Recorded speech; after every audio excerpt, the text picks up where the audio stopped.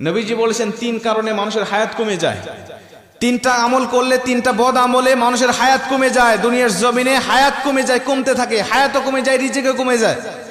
বলতে পারেন হুজুর আমরা জানি হায়াত সীমাবদ্ধ, তাহলে হায়াত কেমনে কমে?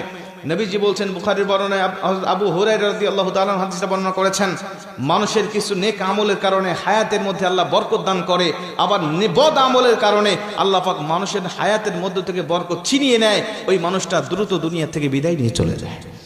হায়াত নির্ধারিত, রিজিকও নির্ধারিত, কিন্তু আল্লাহ পাক এর মধ্যে বরকত রেখে দেয়। একটা উদাহরণ দিয়ে ভালো বুঝবেন। হালাল পথে কেউ ইনকাম করে মাসে 10,000 টাকা, হারাম পথে কেউ ইনকাম করে মাসে 50,000 টাকা। এই হালাল পথের ইনকাম করা ব্যক্তি দেখবেন মাস শেষে খেয়ে দিয়ে আরো 2,000 টাকা ইনকাম করে সেখান থেকে সঞ্চয় করতে পারে। 50,000 টাকা যিনি হারাম পথে ইনকাম করে, মাস শেষে তাকে আরো 10,000 টাকা ঋণ করতে হয়। কথা কন ঠিক কি না?